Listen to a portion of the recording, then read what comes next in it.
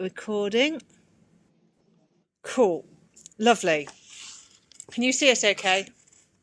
Well, I can't see you apart from the edge of your Oh, face. sorry. Can you see me now? Can Hello. now. Yeah. How are you? Hello. I'm So fine. Nice to see you. these are some of the, well, you can see Steve, but that's about it. They're all squeezed in. So Yeah. thank Okay. you very much for joining us. I really appreciate it. Oh, you're frozen. Can you hear me now? I can. Okay. I'm moving out of screen so you can see them. So Okay. so you can hear me okay? Yeah. Yeah, lovely. So last time we spoke, you were a producer and output editor um, on the PM program at Radio 4. Um, Hmm.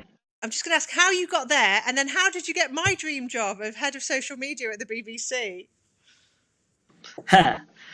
Accidents, listener. What can I tell you? I shouldn't have left. Yeah. There was nobody else to appoint. Yeah, that was it. They just thought, Lister's gone. What should we do? Uh, yeah. Look, it's a funny old world, isn't it? Because I moved from Radio 4, which is about as staid and as Yeah, established and as thoughtful and cerebral as you can imagine, to a world where things are kind of discussed in 30-second sound bites, and people's attention span is the length of a 3 seconds on a Facebook video. But in a way, I was ready for a different challenge, so I just ended up in the right place at the right time, doing something that the BBC was looking to expand and invest in, and then I just ended up helping them to explore ways in which we could do that, and finally found myself doing what I'm doing today. So it wasn't really through design, more through a whole series of very undesigned steps. and how did you get into your job originally? You like into the Right BBC? into news or Yeah, into into the BBC News. well, I had a friend who was working at the BBC. I'd been working for a Japanese news agency. This is like donkeys years ago now, and the friend that I had who was working at the BBC said, "Oh, there's an opening for new journalists, researchers, and so forth. You should apply," because she knew that I was interested in working as a journalist at the BBC, and so I did. And they were looking for people to work in politics at BBC Millbank, doing political programs, and I'd done a politics degree, and it was a subject that obviously was probably closest to my interests. So I went for a kind of researcher post, entry level post at the BBC, and I got an interview, and then got a very short term contract, and one thing led to another from there. My first contract at the BBC was for 3 weeks. Wow. And I remember I was hired with one other person, and he also got 3 weeks. And they said to both of us, the first one of you to muck up is out the door. What did the other person do wrong? Well, actually, interestingly, we both mucked up, probably within the first week. But I don't think she could fire both of us because they wouldn't have had anyone to make the tea. Anyway, I think my first contract was 3 or 6 months. I don't know. I think I was a yeah. bit luckier than you. And Josh has asked a question. He can't be here today because he's got a funeral, but I'm just going to ask his question before I hand over to the rest of the guys. How important is social media to the BBC, and how much traffic's generated on your social media platforms? Wow. Well, it's hugely important to the BBC. Probably one of the most important things that we're involved in, because obviously our audiences are diverse. They come from different parts of the country and parts of the world, and we need to understand what interests them and enthuses them. And it's not always going to be the things that we will go directly onto a radio or television program. So we have to find different ways of interesting audiences in spaces that they inhabit, which is why having a presence on Facebook and Twitter and Instagram is really, really vital to us. It's vital to the mission that we have about reaching and engaging a diverse populace, both in this country and overseas.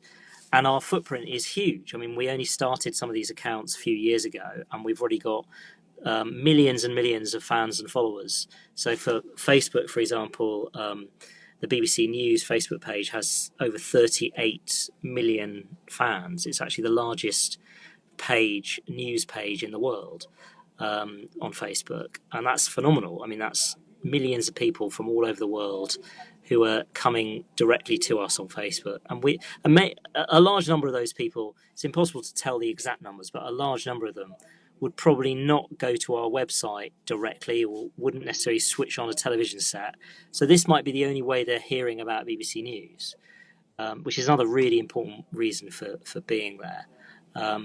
But the diet of stuff that we're giving people on social media will be slightly different to what they will read or hear or see on other BBC services, and that's because we recognise that if you're on Facebook or Instagram or Twitter or Snapchat or wherever, you're not necessarily going to be wanting the same or news given in the same way as if you were watching it on a television programme or radio set.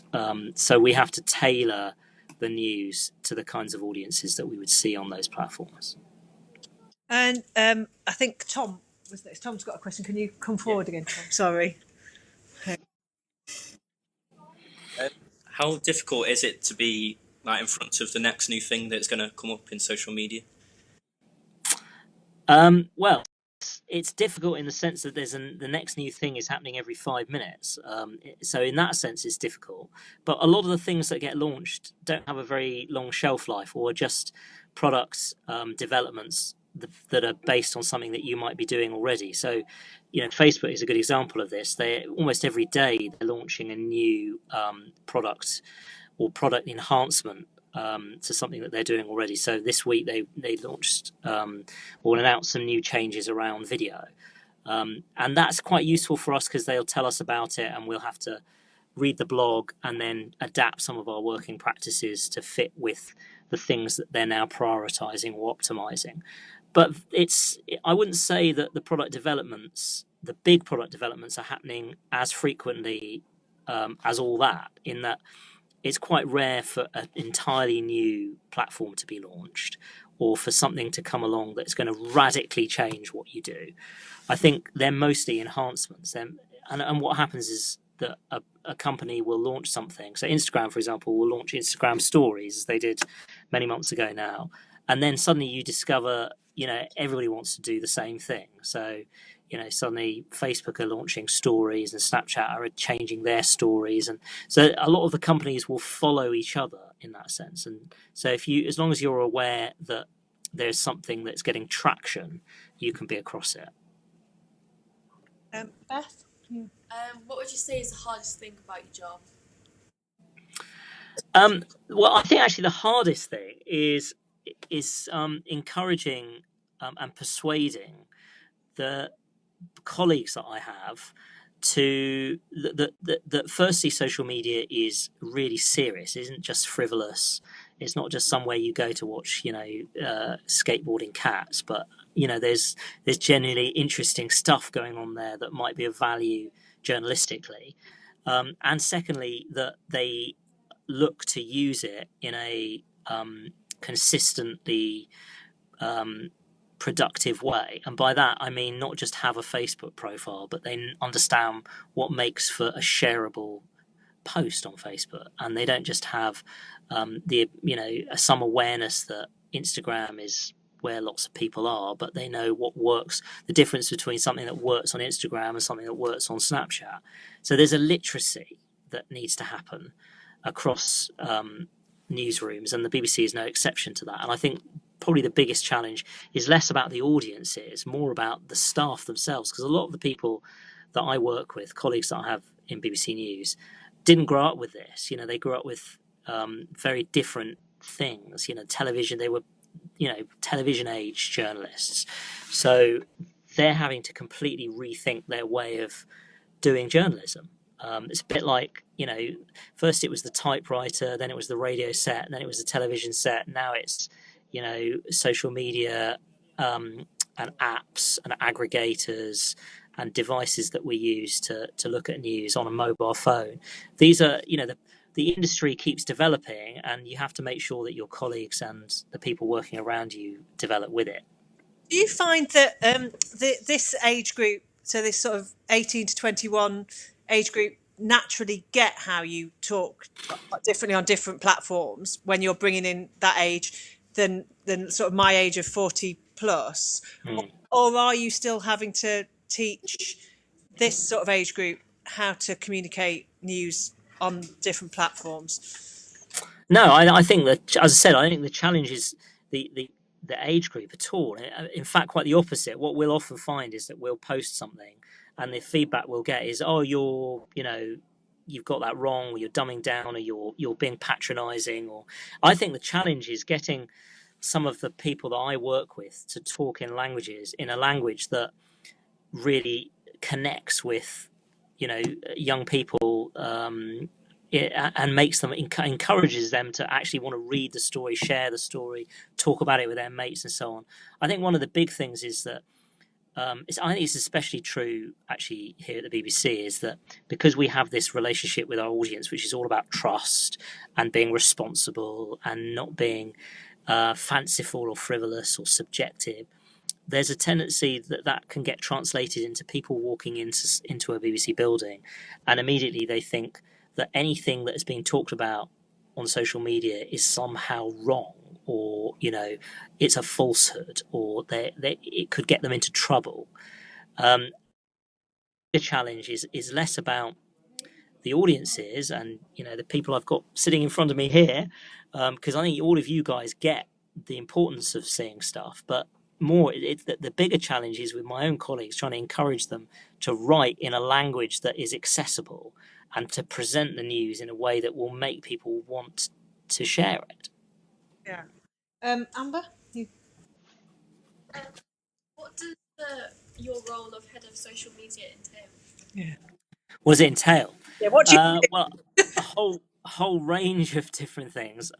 So I've got a team of people who are writing the Facebook posts, Twitter posts, Instagram posts on a day-to-day, hour-to-hour basis. So they're doing the hard work of digesting the stuff that we've got, trying to figure out how best to promote it and to publish it on those platforms. But I oversee that team, and they're there's a UGC team as well. So there's a team of journalists who are looking at contributions from the audience. So stuff that you guys might send us, if you're eyewitness to something, breaking news, developing news story, or it could be extreme weather, suddenly we get a massive weather story and you happen to be in the right place, you might send us some pictures or video. So I've got a team of people looking at that as well, and I oversee all of them. The other thing I do is I work with colleagues on strategy. So, what should we be doing more of or less of? Which social media companies should we be working with, and on what basis? What should we be learning about our relationships with those companies? Do we need to be asking them for more data, more evidence of performance, and so forth? So there's a bit of outreach work there. And then I do lots of things like this, talking to, other students, talking to other industry leaders, talking to other journalists about what the BBC is doing, what we're trying to do more of, how we're trying to make an impact with different audiences, and so forth. A whole range of things, really. And all these people that you're coordinating, are they social media producers in their own right, or are they people who are doing other stuff but are also doing social media? How does it structurally work now? No, the team I manage directly are only doing social media. That's their kind of focus. And then there are lots of other social media leads in other parts of BBC News who will look up.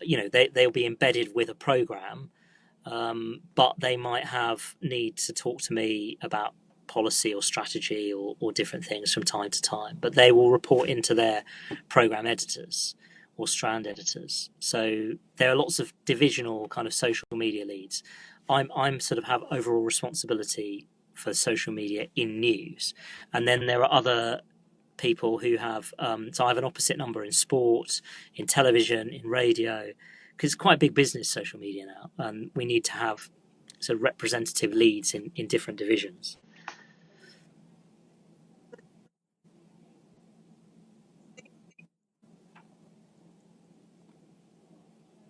In terms of how the social media looks to the viewer, how do you keep it updated with a variety of content so it doesn't just look repetitive and the same every?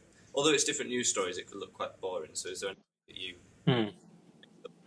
Well, we have a visual journalism team who work quite hard with us on graphicizing different stories. So they might look at a story that could be quite important but quite dry, and they'll look at ways in which they could create infographics or visualizations or GIFs that we can then, publish onto social platforms. So that's another team that we work quite closely with. We also have social video producers who are dedicated to helping us think about how we can bring a story alive through video. So it could be that we've got a story that we think would work really well as a 2-minute video, but we just need to go and cut some pictures or record some extra interviews and splice it together as either vertical video for mobile or as a square video for Facebook or something along those lines. And so they'll work with us on that as well.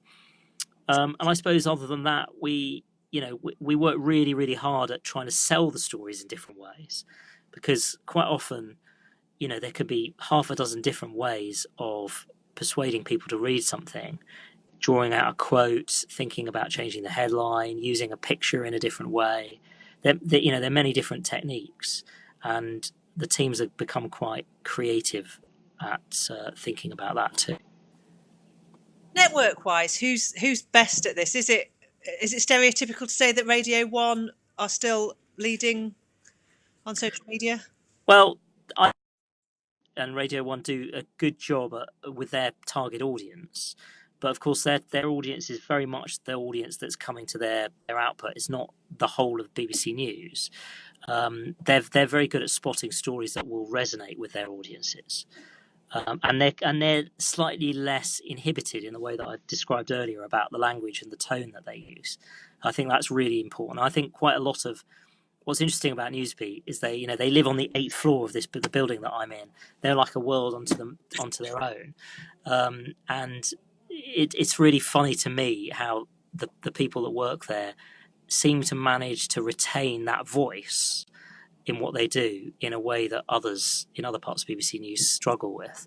And we're all in the same building, but it's like they're secluded in one place where they don't get infected by the rest of the BBC, so they can have this really kind of nice tone and accessible language that they use in their social media posts. But I don't see any reason why it couldn't be used more widely. Yes. Do you have any more? Jazz has got a question. I'll come back to you soon. How vital do you believe, because you know how you got IRN for Burley when you want to get the latest up-to-date news. How important do you believe that Twitter trends play when you want to have a breaking news for social media? How does Twitter play? How important is Twitter's role in breaking? Oh, right. Yeah, I think the paradox of Twitter is that as a business model, it's failing. That Twitter could easily get taken over tomorrow by any number of companies because it's hemorrhaging money, and it's not a very sustainable business model at the moment.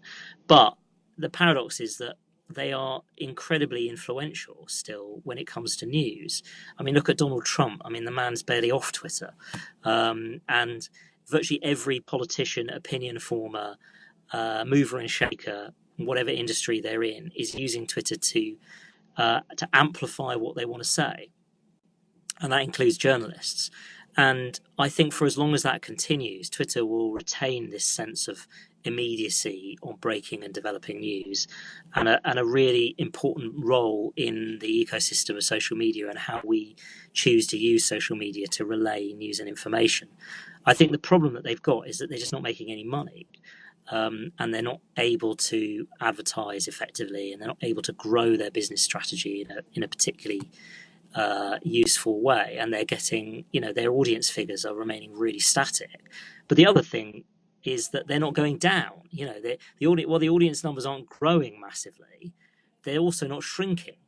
And the people that the 350 odd million active users that they have are still incredibly influential, because they are, amongst those 350 odd million, you've got probably all the most influential men and women in the world in terms of their access to stories, access to information, access to markets. So that data set alone is worth its weight in gold. And the fascinating thing to me is that, well, Facebook are clearly the dominant beast. I mean, Facebook own Instagram, WhatsApp, Messenger. Facebook owns 65% of the social web. they're clearly the biggest beast in the jungle. They can't, despite their 1.8 billion active monthly users, they still don't have that influence base that Twitter has. Steve, So, I'm turning back to Steve. In terms of social media networks, is the BBC looking at any others that will be like major in the coming years? I think that probably the biggest thing that we're mindful of is the growth of chat apps and messaging apps, and bots in particular, because I think that we're moving into a sort of a place where that kind of social media is there's the traditional social media and there's kind of new social, if you like, and dark social. And the traditional media, which has been around since the early 2000s, the Twitters, the Facebooks, the Instagrams, are continuing to enhance their products, but they're largely becoming kind of broadcasting vehicles. They're just becoming channels, if you like. And a lot of the new innovation is happening in bots and messaging apps, where people are designing some really creative ways of getting information passed to and fro in conversational interfaces and things. So, for example, you can, go on. You can subscribe to a bot that can tell you, the weather, tell you kind of sports reports or news reports, but you can actually have a conversation with it at the same time. So you can say, I'd like to know more about this and less about that. And it will find you and it'll go, how are you this morning? Yesterday you wanted to know about this. Maybe you'd like to know about a bit more about this today. And, you're getting into that whole world of artificial intelligence, which I think is a massive growth industry for all of us. And if you can start to program these things to actually to search out the information that you're going to be most interested in, and then to have that conversation one-to-one with it, then it can become your navigator. So you don't actually have to go to a website. You could just speak into a phone to a bot, and it will tell ask the bot what it is that most interests you today, or what kind of news or what kind of information you want. You could be listening to something on the radio and go, can you tell me more about that? Very much this is the direction of a lot of the associate industry. So if you look at Amazon and Apple, for example, the Amazon Echo, with some of the products that are coming out of Apple as well, a lot of those audio-driven solutions to information and information sharing and sourcing is being driven by artificial intelligence now. That's where we're headed. Have you got an Alexa or an Echo? Or... I do. I got one for Christmas, and my kids use it much more than I do at the moment. But I mean, what's fascinating to me is just watching them. They are learning by talking to this machine and getting it to, mostly just play music that they like and stuff. But I've noticed they've started experimenting. So one of them the other day sort of bounced up to it at home and said, Alexa, tell me a joke. And I thought, what a stupid thing to say to this machine, because it's not going to have any response. And immediately, it came back with a joke. So Amazon, I hadn't even realised this. Amazon had actually programmed Alexa to be able to tell jokes, but I hadn't realised, and my kids were just playing around with it and discovered this almost by accident. Do you think? So? Bots and Alexa and Echo are to your children like social media is to this, it's that 20-year generational thing, isn't it? Yeah, I think it very much is. Yeah, and I think there's no telling where that is going to lead us, because if you can get to a place where you don't actually have to use a keyboard and everything is searchable, everything is digitalized, you still got to have the content programmed, but it opens up a whole series of different ways of working, different industry spin-offs that you could see. That you could already program Alexa, for example, to operate all the electronic devices in your house if they're Wi-Fi enabled. So you can get it to switch on and off lights, to operate the dishwasher, to operate the washing machine. What's interesting also is Mark Zuckerberg. I don't know whether you saw this, but he was obviously a programmer by training himself, and he has devised this thing that he calls what does he call it? I think it's called, is it Jeeves? Anyway, I think it's called Jeeves. Anyway, it's basically an artificial intelligence robot that he devised to operate all of the appliances in his house in California. And he was talking about it on a Facebook Live the other day. And he's got it to work in such a sophisticated way now that he literally walks in the door and he just talks to various walls and things start to happen. I mean, I find the whole thing completely freaky, but you can imagine a world that we could get to where everything was programmable through an audio device like that. Scary. We've got time for one more question if anybody's got anything else. I just wanted to ask a really boring question about editorial guidelines and how on earth you keep any degree of control in this one. Yeah. To be honest, their guidelines are there for a reason. They're not there to tell people what they can and can't do so much as to remind them that they work for the BBC. So because we have, just as our audiences expect a certain degree of honesty from us and objectivity from us, what we need to make sure is that if we've got a correspondent on Twitter or there's a program that decides to put something on a Facebook page, that they apply the same standards to it. So they're not looking to cut corners, they're not looking to use to lurch into sort of a partial view on something or to abandon that objectivity that they would apply on in any other way to the other programming they've been involved in. And the other thing is to remind them that although they're perfectly entitled to have a private media presence, so they could have their own Twitter account, their own Facebook profile, and Instagram account, so on, that they need to ensure that they don't bring the BBC into disrepute through it, so that they don't use it to have a go at Theresa May or Donald Trump and talk about all the many reasons that they would never support a particular politician, or they think that something is misguided. That, you know, these are important things to use and be familiar with because they're great tools to communicate, but that they are still working at the BBC and they need to steer clear of certain things.